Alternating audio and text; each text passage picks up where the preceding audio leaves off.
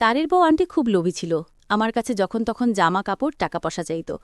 আন্টির একটা মেয়ে আছে, দেখতে খুব সুন্দরী।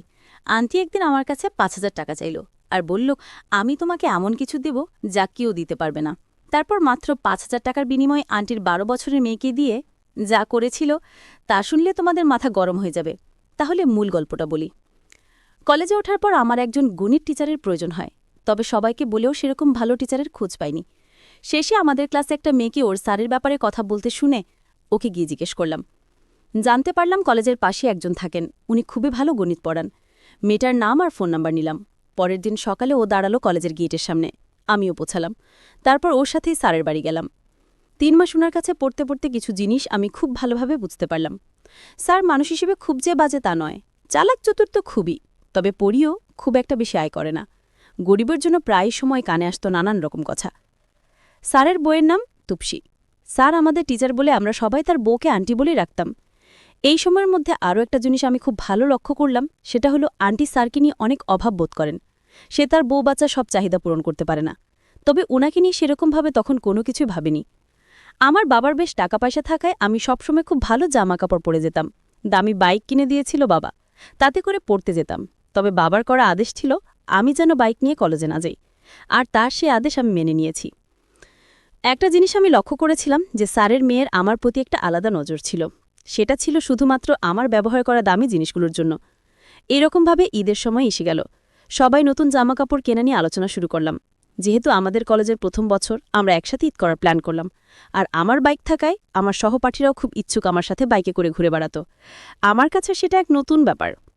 ঈদের প্রায় মাসখানেক আগের কথা, আমরা পড়াশোনা করে বের হতেই স্যার আমাকে বলেন, স্যার বলল তোমাদের আন্টিকে একটু মার্কেটে নামিয়ে দিও, সে নাকি কিছু কেনাকাটা করবে। মার্কেটটা বেশ দূরেই উনাদের বাড়ি থেকে, অটো করে যেতে হয়। বুঝলাম অটো টাকা বাঁচানোর জন্যই এই পন্থা নেয়া, কারণ স্যার আন্টিকে বলেছিল সে যেন ফেরার সময় হেঁটে চলে আসে। আমি ওনাকে বসিয়ে নিয়ে গেলাম। আন্টি কোনোদিন বাইকে বসেনি বলে তার খুব ভয়। সে বাইকে উঠল, আমি তাকে নিয়ে মার্কেটে গেলাম। মার্কেটে কাছে আসলাম, সেখান থেকে আমার বাড়ি সোজা রাস্তা, আর স্যারের বাড়ি উল্টো রাস্তায়, মানে আবার পিছনে যেতে হয়। আন্টি বলে, একটু দাঁড়াবে, আমার বেশি কিছু না, একটা জামা কিনবো, কিনা হয়ে গেলে আমাকে একটু ছেড়ে দিও বাড়িতে। আমি রাজি হয়ে গেলাম, বুঝলাম ওনারও আমার প্রতি অন্য উদ্দেশ্য আছে। আবারও একই রকমভাবে ফিরলাম। আন্টি আমায় বলল, তুমি এখানে আমাকে নামিয়ে দাও, তোমার স্যার দেখলে আমায় বকা দিবে, বলবে পায়ে হেঁটে আসতে বলেছিলাম আর তুমি অন্যকে কষ্ট দিয়ে বাইক দিয়ে আসলে, তার খরচ বাড়ালে। আমি আন্টিকে এখানে বাইক থেকে নামিয়ে দিলাম। পরের দিন একটু আগেই চলে যাই পড়তে, বাইরে দাঁড়িয়ে শুনতে পাই আন্টির কান্নার আওয়াজ। স্যারের কাছে টাকা নেই, তার বউ ছেলেকে কিছু কিনে দিতে পারছে না। আমার মাথায় একটা প্ল্যান এলো।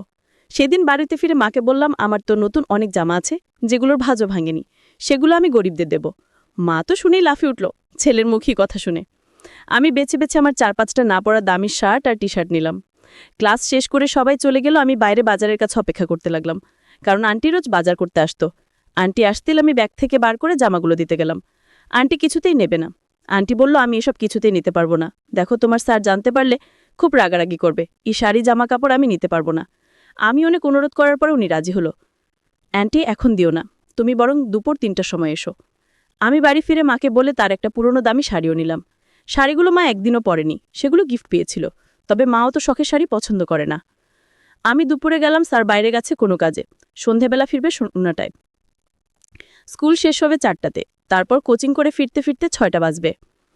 আমি শাড়ি আর জামা গিফট দিতে অ্যান্টির চোখে আমি হাসি দেখলাম। সেটা খুশির হাসি যে নয় তা বোঝার আমার যথেষ্ট ক্ষমতা ছিল। সেটা ছিল এক প্রকার লোভের হাসি। প্রথমে খুব বাহানা করছিল সেগুলো না নেয়ার জন্য, তবে 10,000 টাকা দামের শাড়ি ফিরিয়ে দেওয়ার মতো ক্ষমতা সবার থাকে না। আন্টি বলল, তুমি আমাদের জন্য এত কেন করছো, আমি তো তোমাকে কিছুই দিতে পারবো না এর বদলে। আমি বললাম, কি যে বলো না আন্টি, আমার কিছুই চাই না তোমার থেকে। আন্টি বলল, না, এর বদলে আমার তোমাকে কিছু দেয়া উচিত।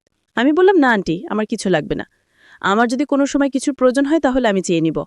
আমি বললাম, আন্টি তোমার এই কাপড়গুলো পছন্দ তো? আন্টি বলল, পছন্দ মানে? 7 জন্ম তোমার স্যার আমাকে এইসব দিতে পারবে না, আর তুমি আমাকে কত দামি জামা কাপড় দিলে। আমি বলেছিলাম এটা কিছু নয়, এরকম আরও দেব পরে, তবে আপাতত আর নেই। আন্টি বলল, হ্যাঁ দিও। আন্টি আমার চোখের দিকে এক অন্যরকম দৃষ্টিতে তাকিয়েছিল, তবে আমার সাহস হয়নি ওনাকে কিছু বলার। আমি উঠে আসছিলাম, তখন আন্টি আমায় বলল, তোমার যে কোনো সময় যা প্রয়োজন হয় আমার কাছে চেয়ে নিও।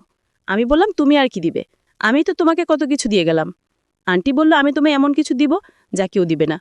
আমি বললাম, আন্টি কি এমন জিনিস আমায় দিবে যা কেউ দিবে না আমায়? আমি চলে এলাম। বুঝলাম আন্টি আমার থেকে আরও জামা কাপড় বা টাকা পেলে আমি যা বলবো তাই দিতে রাজি থাকবেন। তবে আমার কাছে আরও জামা শাড়ি থাকলেও সেগুলো আমি তখনই দিব আন্টি যখন আমি কিছু পাবো। পরের দিন পড়তে গেলাম, স্বাভাবিকভাবে পড়ে বের হলাম। উনি বারবার পড়ার ঘরে আসছিল আর নানান বাহানায় স্যারের সাথে কথা বলছিল। আমি ভাবলাম আমি ওনাকে এমন লোভ দেখাবো যাতে সে আমার কথায় সারাদিন চিন্তা করতে থাকে, যাতে করে হতাশা উনি রিগে একটা পদক্ষেপ নেয়। আমাদের পড়া শেষ হতে একদিন সবার সামনে এসে বলল, তুমি আমাকে একটু মার্কেটের দিকে ছেড়ে দেবে। কথাটা শুনে স্যার রাগী ভাব নিয়ে আন্টির দিকে তাকালো। আন্টি কোনো তোয়াক্কা করল না, আমিও না বলিনি। আন্টিকে বাজারে নিয়ে আসলাম। বাজার আসতেই থামাতে বলল। আমি বাইক থামাতে উনি নেমে পড়লেন। আমি মার্কেটে নেমিয়ে দিয়েই চলে গেলাম। এদের আগের শেষ ক্লাস ছিল আমাদের। আমি যথারীতি আগে গিয়ে হাজির। স্যার তখন বাথরুমে। আন্টি আমায় বলল, তোমার ফোন নাম্বারটা দেবে? আমি দিলাম। তাড়াতাড়ি আমার ফোন নাম্বারটা নিয়ে চলে গেল। ঈদের তৃতীয় দিন বিকালবেলা নিয়ে রেডি হচ্ছিলাম, ক্লাসের বন্ধুরা বেড়াবো একসাথে। একটা অজানা নাম্বার থেকে ফোন এলো। আমি, হ্যালো, কে বলছেন? আমি তোমার আন্টি গো।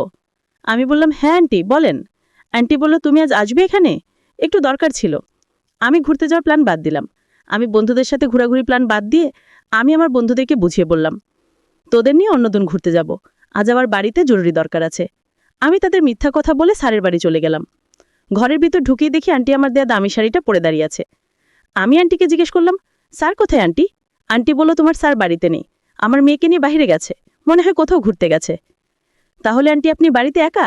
যাই হোক আন্টি, আমার ফোন দিলে কেন? আন্টি বলল, দরকার ছিল। আমি বললাম, কি দরকার বলুন। আন্টি বলল, তুমি যে বলেছিলে আমাকে আরও শাড়ি দেবে, দিলে না তো। আমি কি একটাই শাড়ি পরে ঈদ কাটাবো? আমি বললাম, তুমিও তো বলেছিলে আমাকে এমন কিছু দিবে যা অন্য কেউ দিতে পারবে না, কিন্তু দাওনি তো। আন্টি বলল, এই ব্যাপার বুঝি? আমি বললাম, হ্যাঁ তাই। আন্টি তখন আমায় বলল, আচ্ছা তুমি আমায় কিছু টাকা দিতে পারবে? আমি বললাম, কত টাকা? আন্টি বলল, আমার 5,000 টাকা হলে হবে, পরে আবার দিয়ে দিব তোমায়। আমায় বিশ্বাস করে টাকাটা দাও। আমি বললাম, আন্টি তুমি আমায় টাকা দিব, কিন্তু ফেরত নিতে পারবো না। যদি ফেরতের কথা বলেন তাহলে আমি টাকা দিতে পারবো না। আচ্ছা বাবা, ঠিক আছে, আমি তোমাকে টাকা ফেরত দিব না। এখন খুশি? তাহলে 5,000 টাকা দাও। আমি আন্টিকে বললাম, আন্টি তুমি আমায় বলছিলে কি দিবে যা অন্য কেউ দিতে পারবে না, তাহলে কি দিবে আমায়? আন্টি তখন বলল, আমি যা দিতে চাই সেটা দিনের বেলা হয় না। আমি বললাম, কি এমন জিনিস? দাও, দিনে দেওয়া যাবে না। আমি আন্টিকে বললাম, আন্টি দিনে দেওয়া যাবে না? আন্টি বলল, না, দিনে দেওয়ার নিয়ম নেই। আমি আন্টির মুখে এমন কথা শুনে অবাক হয়ে গেলাম। আমি তো চিন্তায় পড়ে গেলাম, দিনের বেলা হবে না। আচ্ছা ঠিক আছে আন্টি, আপনি টাকাটা রাখুন, আপনার যখন সুবিধা হয় আপনি দিন। আমি কিন্তু টাকার কথা বলছি না, আপনি আমি কি জানি দিবেন, রাতের বেলা আমি সেটা নিতে চাই। তারপর আন্টি বলল, এখন তুমি বাড়ি যাও, সন্ধ্যায় আবার এসো, আজ আমাদের বাড়িতে তোমার থাকতে হবে, তাহলে আমি দিতে পারবো। আমি বললাম, কোনো সমস্যা নেই আন্টি, আমি সন্ধ্যায় আসছি তোমাদের বাড়িতে। আমি যখন আন্টির বাড়ি থেকে বের হলাম, আন্টি তখন আমায় বলল, দাঁড়াও, আসার সময় বাজার থেকে বা ফার্মেসি থেকে 1 প্যাকেট ফুটকা নিয়ে এসো। আমি আন্টির কথা শুনে অবাক হয়ে গেলাম। আমি আন্টিকে বললাম, আন্টি ফুটকা দিয়ে কি হবে? আরে বোকা, তোমায় যা বলছি তা নিয়ে এসো। আমি বুঝেও না বুঝার ভান করলাম আন্টির সামনে। আমি তো আর ছোট নয় যে বুঝি না, আমি সবই বুঝি। যাই হোক, আমার মনের ভিতর কেমন জানি ভয় ভয় করছে। আমি সন্ধ্যার আগে গোসল করে খেয়ে নিলাম, তারপর শরীরে পারফিউম দিলাম। তারপর ফুটকাটা নিয়ে আন্টির বাসায় চলে গেলাম। আমি আন্টির বাসায় ঢুকতে আন্টি বলল, তুমি তো দেখি জামাই সেজে গেছো, বাহ, আজ তোমাকে অনেক সুন্দর লাগছে। আমি আন্টিকে বললাম, কি যে বলেন আন্টি? বলে, এত লজ্জা কিসের, তুমি তো আমার ছেলের মতো।